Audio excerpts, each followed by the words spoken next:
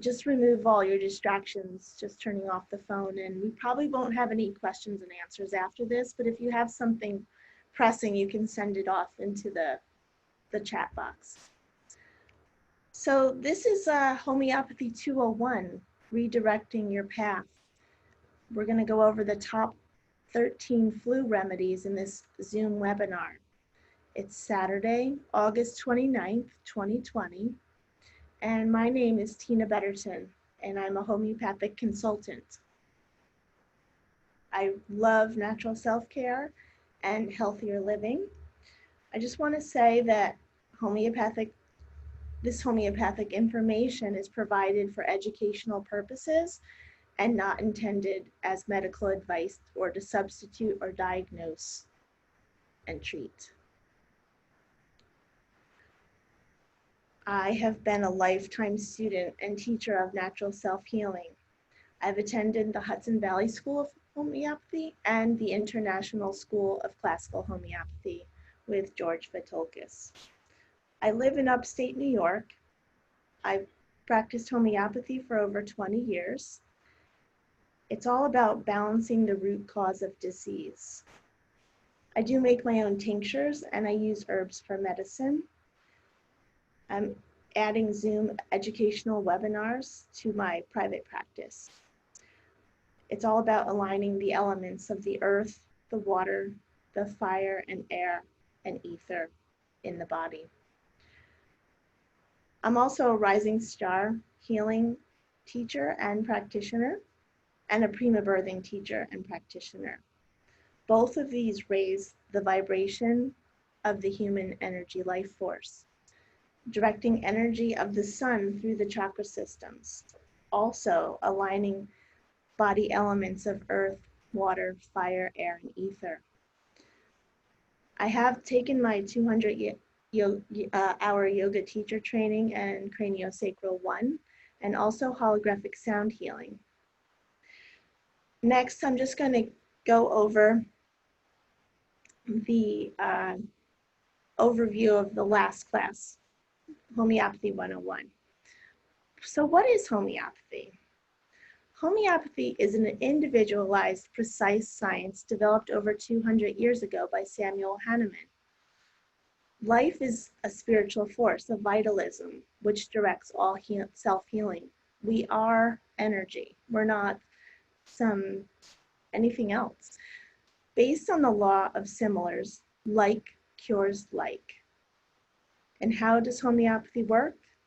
Homeopathy works, it's a holistic modality based on mental, emotional, and physical state of each individual, stimulating the vital force to heal from the inside.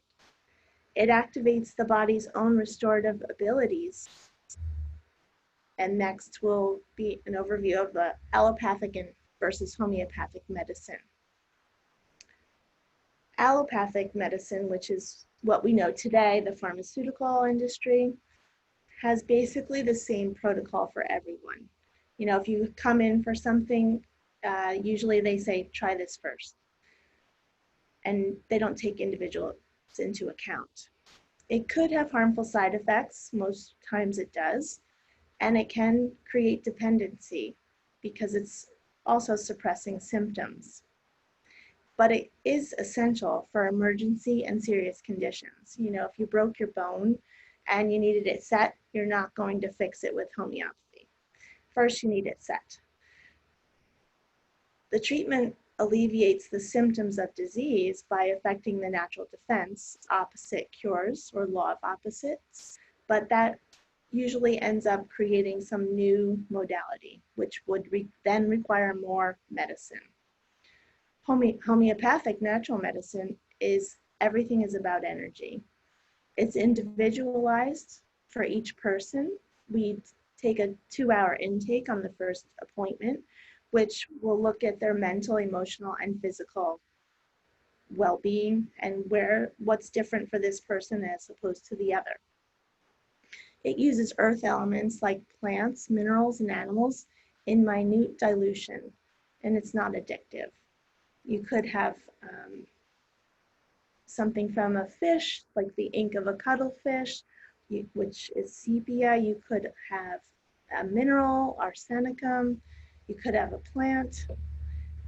It views symptoms of illness as underlying misattunements, like layers of an onion, trying to get to that bottom layer that created this path off of your straight path of your life.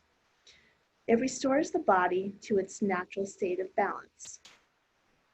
Next, we'll look at boosting your immunity, especially in these times when we have the COVID and all these viruses and the way we've been living with pollution and our food is tainted. We need to really eat organic, nutrient-rich foods, avoiding sugars, alcohol, and processed food. It's important to maintain an alkaline body.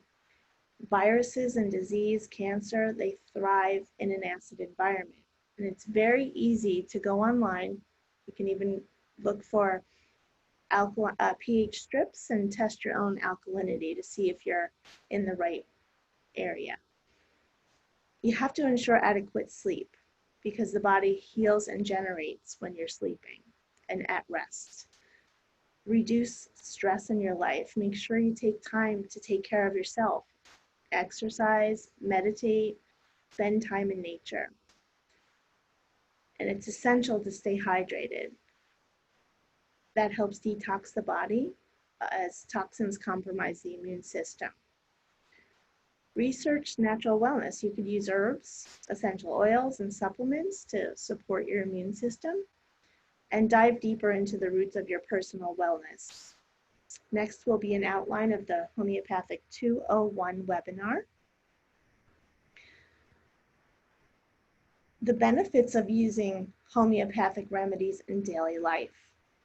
We're going to go over a flu differential chart. We have the top 13 flu remedies because I couldn't just narrow it to 10. Symptoms of the flu. The flu could be sudden or slow. It drains your energy. You feel terrible, body aches, and then we'll go over when to take the remedy. The fever is the body's natural response to heal. It's there for a reason. So it is a positive reaction, but if we have the flu, that's a good time to interfere and support your immune system, taking a remedy and hopefully annihilating that virus before it gets too embedded in the body. I'll show you how to take a remedy and the top 13 remedies to match the flu symptoms that you're experiencing. Next, we'll provide a flu differential chart that details symptoms for the 13 remedies, and there's no need to take notes because you will get the handout. So I'm going to go over the top 3, and the rest, because there's so much information, I won't go over all of them quite the same way, and you'll get that anyway. The first remedy, which is a very important remedy for the flu, is aconite. It's called monk's hood. That has a sudden onset. It's usually after a cold, dry wind, but it's also good during an accident or when you're in a state of shock. The onset is sudden, like I said. It usually has a violent fever with illness. I actually had an experience with it. I went to work one day and I thought, wow, I don't need to, I'm fine. And then all of a sudden I felt terrible. And that's when I knew I needed to take the remedy. As soon as I took it, it went away. Let me just move this here. There we go. There's a lot of fear in aconite. They're very anxious and restless, and it's a good remedy for ailments from fright. They feel as if they're going to die. You know, they just feel that bad. They sneeze a lot. Their discharge is scanty, meaning there's not a lot of discharge. It's clear, and their nose is stuffy. and they have dry membranes. Their eyes are also dry. They're hot. They feel like there's sand in them, and they're swollen and inflamed. It's quite possible that they have profuse watering. Their head is also heavy. It's hot, and burning headache, burning throat. One cheek is red while the other is pale. That's a very good keynote. They have bitter taste in their mouth, and they could be vomiting. They have excessive hunger and very intense thirst. Their hands are hot, but their feet are cold. And they're worse in a warm room. At night, from music or tobacco smoke or cold, dry wind. But they're better for open air. So they need that fresh air to make them feel better. And during their fever, especially when they have the flu, they have profuse sweating. The fever is usually high, and it feels like cold waves are passing through them. And as far as their lungs, sometimes with the flu, we have lung indications. They have a hoarse, dry, croupy cough, and it's worse at midnight or after midnight. And their breathing is oppressed, so it's hard to breathe. So I just want you to have a feeling for aconite, as it is a sudden onset. The fear is great. There's a lot of anxiousness. They're hot, and then we'll go on to the next one. And this way you'll get a sense of how different the remedies are. So arsenicum, which is arsenic, and I'd just like to say that, even though in their natural state, these remedies appear to be toxic, in the homeopathic state, they're not, because they're just the energy of the substance. And there's a law called Avogadro's law, which means the amount of dilution and succussion, there's no substance left in the remedy that you would be taking. So anything above a 24C has no substance, so you never have to fear you're being poisoned by anything. For arsenicum also, it's a sudden onset, but they feel very weak and they're anxious. And a lot of time you see them moving from place to place. Maybe they can't get comfortable. They get up, they toss around on the couch, or they pace the floor. They fear death, they fear disease, they don't want to be left alone, and they're very exhausted. And for them, they're thin, watery, excoriating discharge. It's burning. They might have sores on their nose. Their nose is itchy. And their eyes are burning too. They're hot with acrid tears. So everything's has that burning sensation for an arsenicum flu. They have intense photophobia, so the light is really sensitive to them. But their headaches that they have during the flu are relieved by cold, so maybe cold compresses. The burning pains that they experience on their head, but they have a cold skin. The head is in constant motion. Maybe they're because of their restlessness, they're just moving it about. Their appetite, they cannot bear the sight or smell of food. And they are very thirsty, but they take small sips often, and they crave ice water or warm tea. And again, their extremities, there's burning pains, there's chills, they're a chilly remedy. They're very weary, heaviness, and they're restless. And they're worse after midnight or when the weather is wet, or for cold drinks or food, but they're better for hot applications. I know it's contrary to the head, but the head is better for cold applications for the burning pains.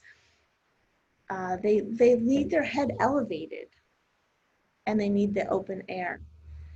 Their fever, it comes and goes, so it's intermittent. and their lungs, they have shortness of breath, and they could even have a little asthmatic sort of wheezing and whistling during their flu. Now, Baptisia, it's another plant that is beautiful. It's blue. They have a lot of confusion and body aches during their flu. They're also a sudden onset, but it's also during a case of an epidemic flu. So if you see an epidemic going around where there's many people, this is a good, put that in your mind to think maybe that's could be a good choice. They have their mental emotional state, they have a lot of delirium. They're mentally confused. There's a sense of duality, like there's two of them or two. They mutter a lot and they fall asleep when you're speaking to them, and they appear as though they're drunk. And all the secretions coming from a Baptisia case are offensive. They have foul breath and foul discharges. Let's see, I'm missing something here. Their stool is foul, their urine, their sweat. There's sneezing and a sensation of fullness. Their eyes are heavy, they are sore, and they feel swollen, and they cannot bear the light either. And their head feels as though it's large or heavy and numb. And their face is a dark red, besotted look. Their appetite, they can only swallow liquids because their throat has a constriction. They gag on their solid food, and they desire constant drinks of water. Their extremities, there's a lot of soreness in their body. They feel bruised all over, like the bed is too hard. That's a very good keynote. The bed is too hard. They're chilly, and they have a lot of weakness. There's a great sense of weakness. They're really worse for humid weather or heat or open air and pressure. But the sweat relieves them. So when they sweat, they feel better. Their fever is high also, but there's heat all over with occasional chills, and it's mostly going up and down the back. For their lungs, they feel there's a sense of shortness of breath or a sense of suffocation, and they must have the fresh air. So maybe they'll open the window or they want to go outside. And now we'll just go on to, we're just going to shorten that up because that's a lot of information, and we'll just look at some slides that are the pictures. Yeah, these will be given to you later. And let's see. There we go. Okay, here's the remedies in their natural form, so you can see what they look like. And I'll just give you some of the keynotes so you get a sense of basically you want to have a feeling for a remedy, a sense of its essence. So when you're thinking about your own body, if you're feeling sick and you're getting the flu, it's best to really not look at the chart until you look at yourself. Write down how you're feeling. How did it start? Where did it begin? When did you start feeling bad? And what are you experiencing? You know, is it better at night? Is it worse in the morning? Are you craving anything? And are you wanting a lot to drink, a little to drink? Or what's your body saying to you? So as we look again at the aconite, it's a beautiful plant in its natural form. It is, toxic. My daughter, she actually, we went out in the winter one evening. She was outside and she got chilled. So when we came home, she had a fever. That was the aconite state. Okay. I'll go over the other remedies. Yeah, okay. That was the aconite state. So giving her the remedy in that moment, it would take all of that away. If it had set into her body, she would be sick for however long it takes to run through, maybe a week, maybe a little longer. So they have a tremendous fear of death, like death is imminent. They predict their time of death. That's a big one, but maybe not so much in the case of the flu. And their complaints begin suddenly. Their shocking events are cold. And arsenicum is a mineral. Okay, yeah, we'll go over that one in a sec. One cheek is red and the other is pale for aconite. They have a bitter taste in their mouth, and they have a great thirst, usually for cold drinks. So it's a very good remedy for pneumonia with sudden onset, and it's also great in the early stages of croup. Now, arsenic, is a mineral that we all know is not, in its natural form, is not safe. But the way it's prepared, it's pulverized and put into a solution. And as you're tapping the solution and dumping it off and refilling it with an alcohol, vodka, it becomes less and less substance and more vibration. So that's a great remedy for the flu also. They have a lot of anxiety. They feel afraid to be alone, and they're chilly. Arsenicums are chilly. They want to be covered. They're very restless. They're moving about from place to place. And they have a lot of anxiety. They fear disease and robbers. That's another keynote. Right-sided coryza. So they might have more discharge from the right side of their nose. Oddly enough, their tongue, if you ask them to stick out their tongue, it might look white. Sometimes with the flu, we also have diarrhea or vomiting, and that is a great remedy for that. It covers both of those. Hence, it's also a remedy that's used often for food poisoning. It's a number one remedy for food poisoning. There's like coldness in their extremities.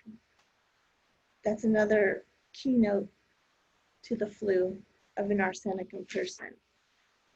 And their fever has great restlessness, anxiety, chilliness, thirst for small quantities often, and their fever is from 12 to 2 or 3 a.m. generally. And the next one, Baptisia, it's wild indigo.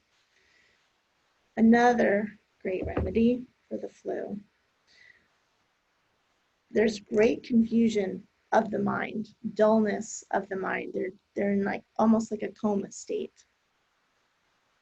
It's a quick setting in, rapid onset, and all their discharges are putrid, really offensive. Their perspiration, their stool, their mouth, everything is really foul. The influenza feels as though the pains are very bruised, and it's uncomfortable in any position, and the bed feels too hard.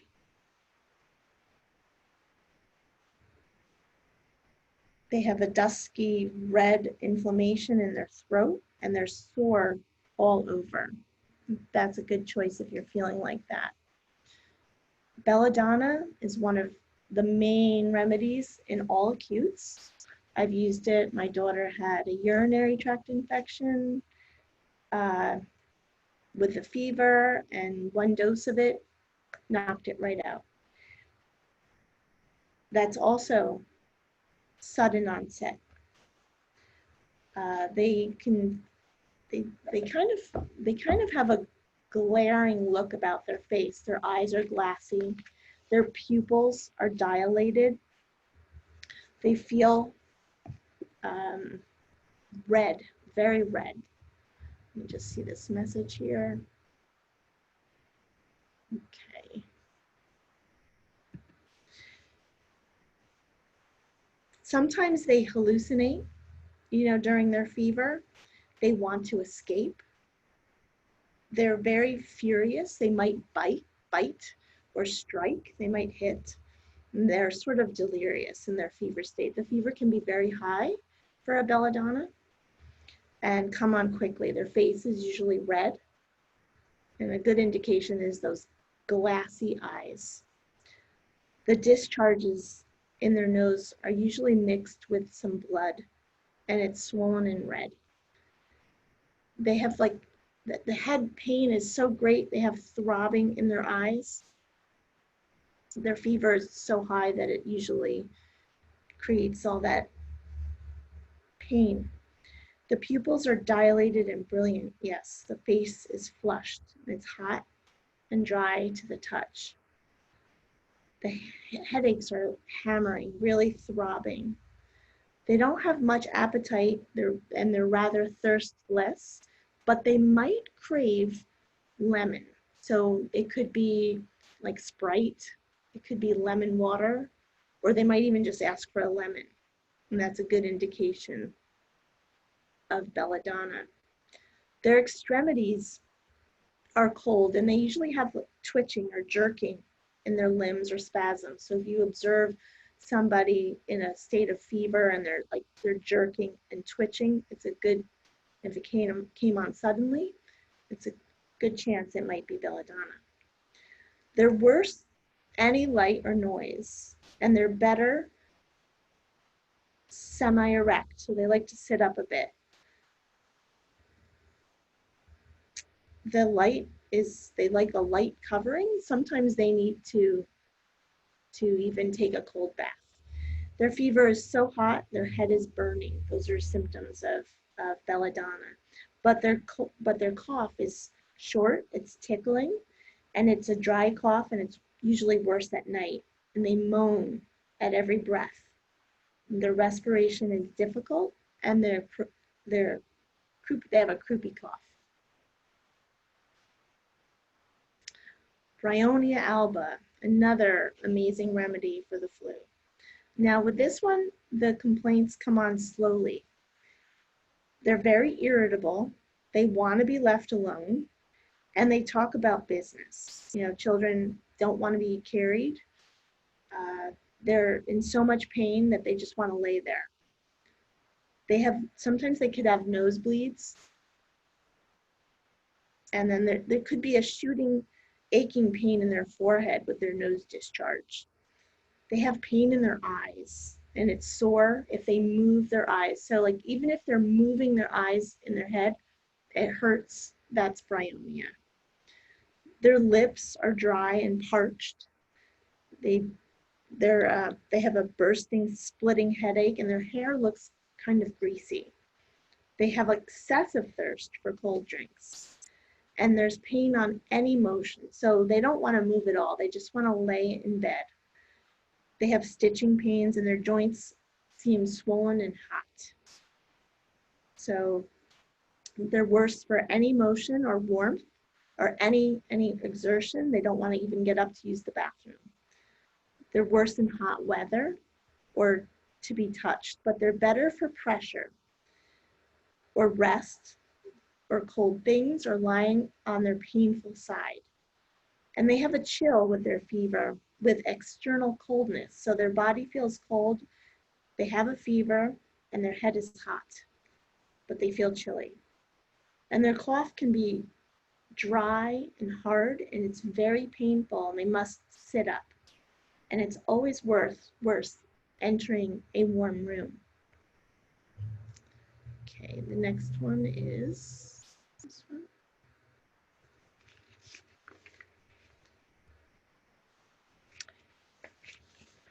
Okay, that's Eupatorium.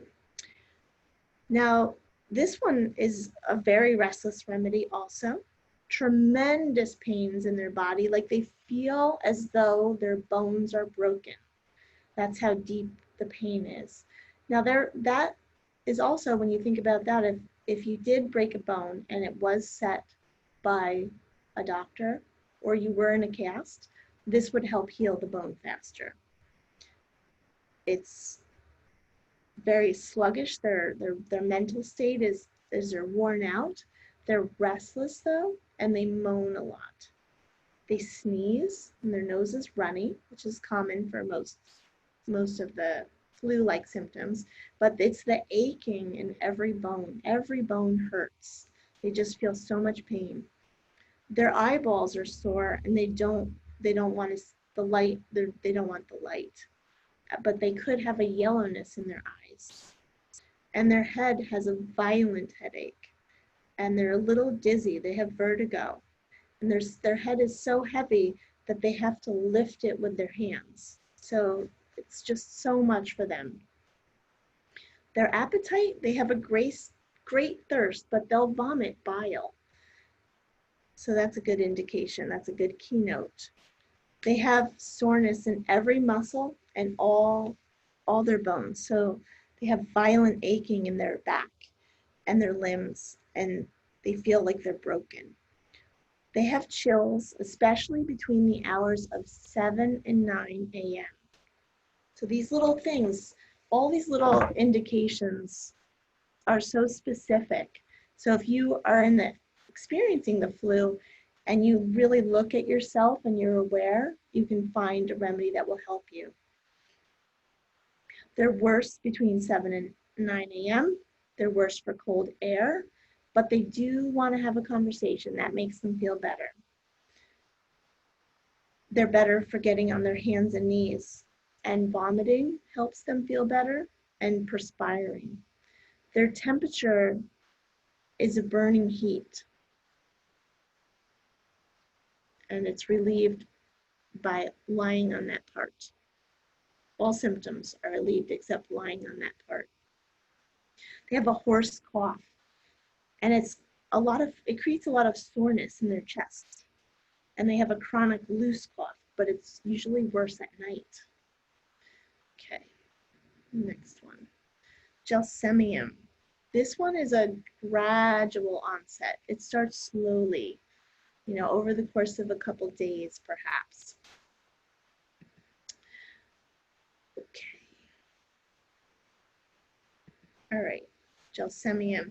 They're sort of indifferent. They want to be quiet, left alone, because they feel so tired and heavy and weak, and they have a dread of falling. So if it's a child, maybe they don't, or even an adult, they don't want to fall. Their nose is watery and acrid. They have itching, tickling sensation as if there's a hot water flowing from their nostrils. Their eyelids can be droopy. Gelsemium is a beautiful plant, yeah. Okay. They have blurry vision with twitching of their muscles. They have a dull, heavy pain in their temples, and it feels like there's a band around their head. They have no thirst at all with their fever. So they're the kind of person that doesn't want to be, drinking, which is essential during a fever. They have trembling of their limbs, and they feel very heavy. There's weakness, and their hands are dry and hot. And they're worse for damp weather, fog, and before a thunderstorm from tobacco smoke, but they're better if they bend forward, and profuse urination helps them feel better. They're better in the open air and continued motion. Their fever, they have chills going up and down their back. And usually they have some fever with dizziness and the feeling of faintness. It's also a good remedy if you had the flu, that you've never been well since the flu.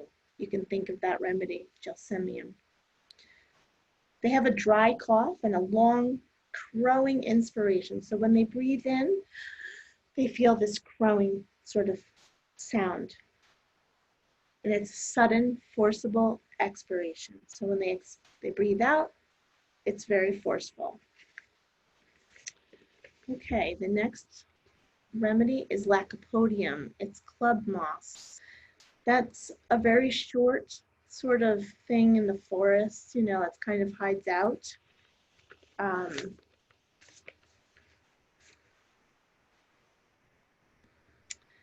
They have a lot of fear and anxiety.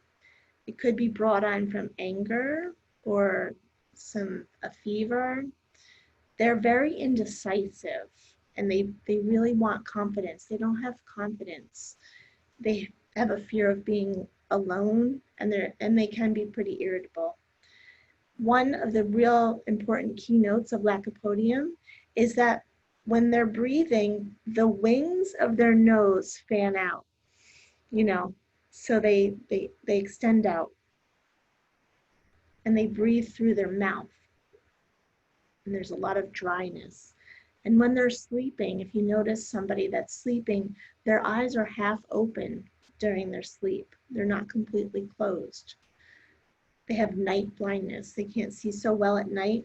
And there's ulceration sometimes around the lids of the eyes. They're not very hungry. Not very hungry, and they really want sweets though. They would love to have a piece of cake or some cookies. And the more they eat, the more they crave. And probably it goes hand in hand. The more carbs you eat, the more you want the carbs. Let's see. Okay.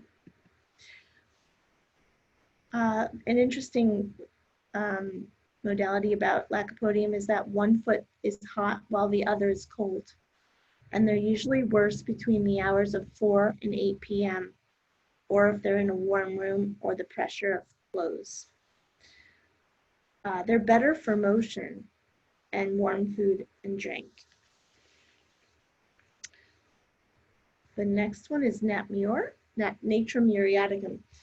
This is a powerful remedy, table salt, and we've all have somewhat of a layer of that, and it is a layer for grief as well. It's a very powerful remedy. When you are in that state and you have the flu, you don't want consolation. It aggravates you. You want to sort of be left alone. You're feeling a little depressed, a little introverted, and you feel like you can't cry in front of others. You know, you might be feeling so sick, but you just can't bear to see anybody see you in that way. And you fear being rejected. And the colds begin with sneezing. So if you start off your flu and you start sneezing and you have a lot of discharge and a loss of smell and taste, it's a good remedy. They don't like the sun. So if you're worse in the sun and you have the flu, it could be a good choice for you. And they have tears when they cough. So their eyes are watering a lot and they're burning and itching. And they might have fever blisters. They could have cold sores in or around their mouth and canker sores. And the corners of their mouth have cracks, like right here. Their palms are hot and perspiring. And there's coldness of their legs. And they have hangnails. Their temperature is, they have a cold body and they're chilly, but they're worse to be in the sun. So the sun is not something that they like at all. That mirror also has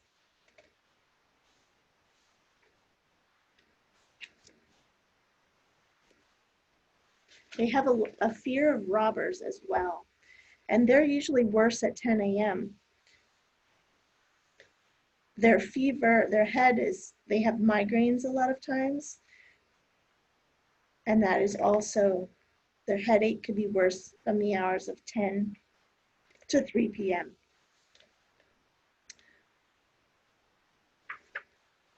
Okay, the next one is Nux vomica, poison nut. Nux vomica is a great remedy for the flu as well. It usually comes on after exposure to cold, dry weather, and colds. And they might start out with a cold and it'll develop into the flu. They can be really irritable and they can't bear noises or odors, light, and they can be pretty critical and fussy. They're impatient. Their nose is stuffed up. Okay. And they have acrid discharges. They're worse in the morning and their eyes can be bloodshot. Headache, and they have vertigo, and they're worse in the sunshine. This is a great remedy for nausea and vomiting, and they have a lot of like retching and violent vomiting. And the sudden loss of power, they drag their feet while they walk. They're worse for any mental exertion, as spicy foods or stimulants, and they're better when they lie down or damp weather. And they must keep their body covered. But their body is burning hot. Okay, next one is phosphorus. Phosphorus has sudden onset. It's just that powdery mineral. They're very anxious when they're alone. They're sensitive to all impressions, and they desire company, and they feel reassured by it. And they're excitable, and they want sympathy. They're very sensitive to odors, and they can have nosebleeds. Their eyes, they get lacrimation when they're in the wind. So their eyes start to tear when they're out in the wind. And the heat comes up from the back of their spine to the occiput, and they usually have burning pains. They crave ice cold drinks, and they have a ravenous hunger before they get sick. Their feet are burning, they're hot. They have weakness and trembling in their joints, and they give way. They're worse for touch or mental or physical exertion, and they're better for cold foods in open air. They are chilly in a warm room, and they have a quick pulse or profuse perspiration during a flu. It's also a good remedy for pneumonia. And rush tox is poison ivy. It's also one of the great remedies for the flu.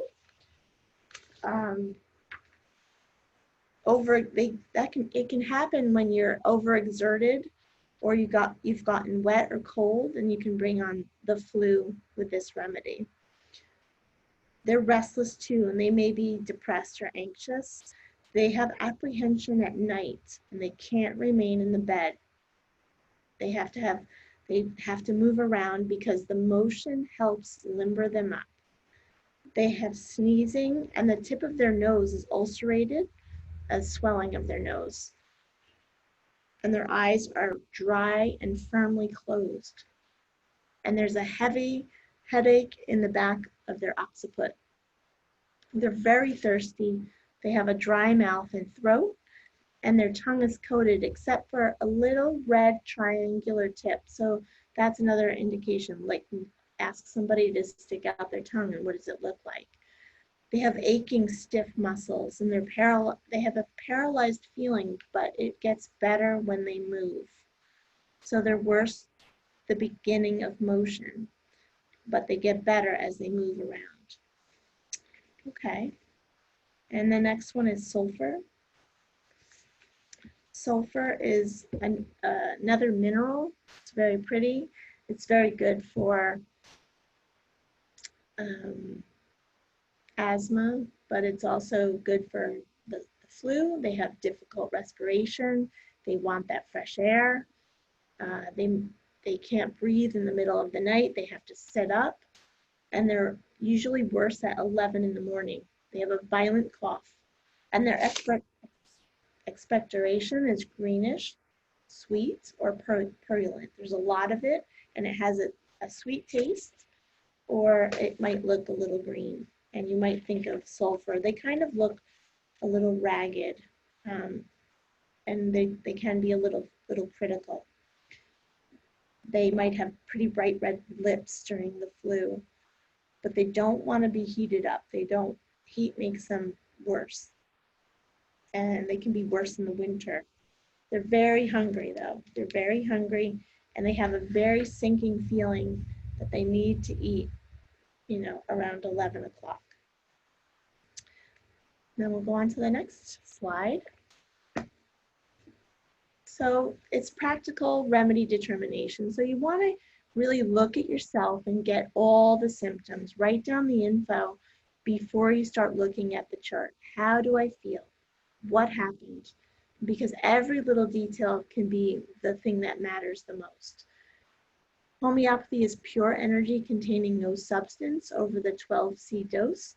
So most health food stores sell remedies in 30C or 6C. 30C won't have any substance, so you don't have to worry about anything except pure energy.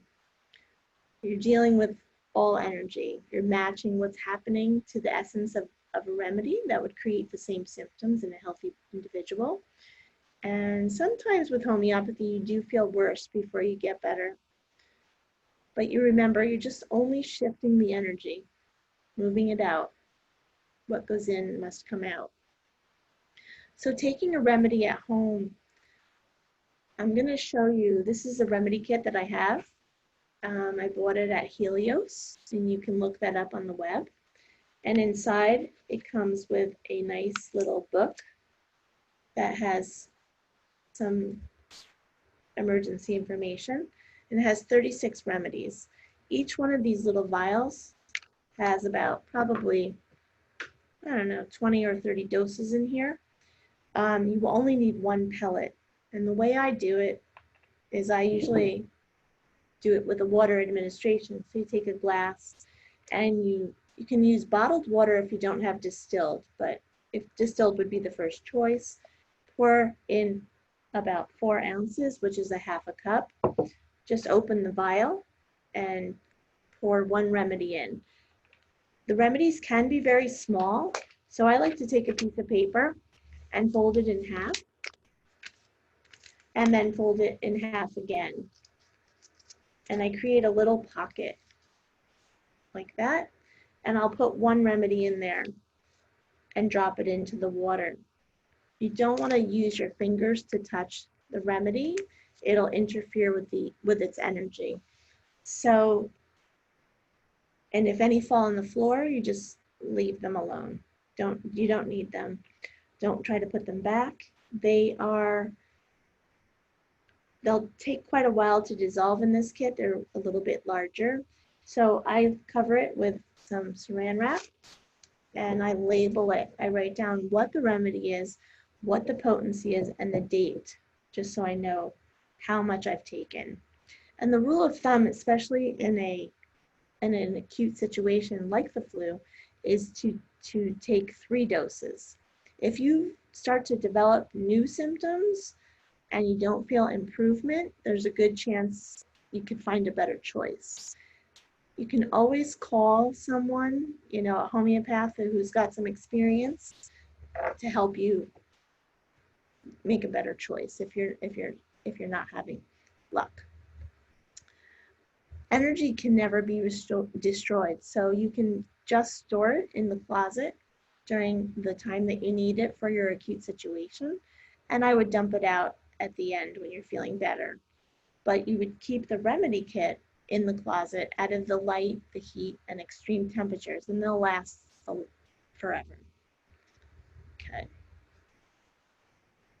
So making the best choices for your future, you want to redirect your path. You can educate yourself, you do some research, take a class, you can get certified, you can help yourself with the home remedy kit and practice taking care of little things that come up along the way before you go take some powerful drugs or, have to spend the money at the doctor's office.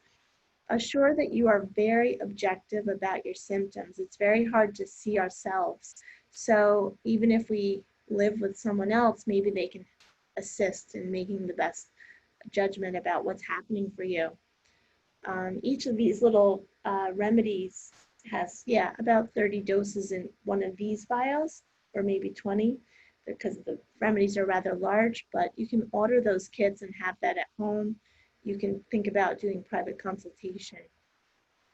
The remedy kits are that I use are from Helios, which is a great company in England. They cost about $70. You can order them. I do have some if you're local, and I can get them to you if you wanted to purchase one. They're great to have. You can get so much relief from things, little things that you don't even, that arise throughout your life during the day. Stung by a bee, you can take a remedy before, right away, and it can stop any, ailment from setting deep in. Okay.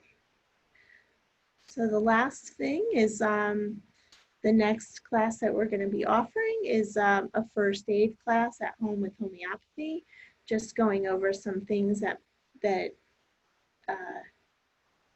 you could use at home. Like if you got hurt, you could take a remedy right away, and maybe that would help your healing, or it would prevent you from needing to see the doctor for minor things.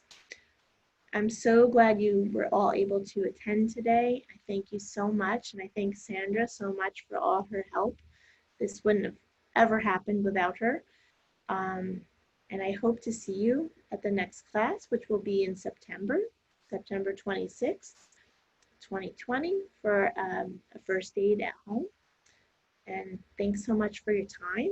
And if you have any questions, you can email me personally, and I will get you the slides that you need for your flu chart. Thank you so much.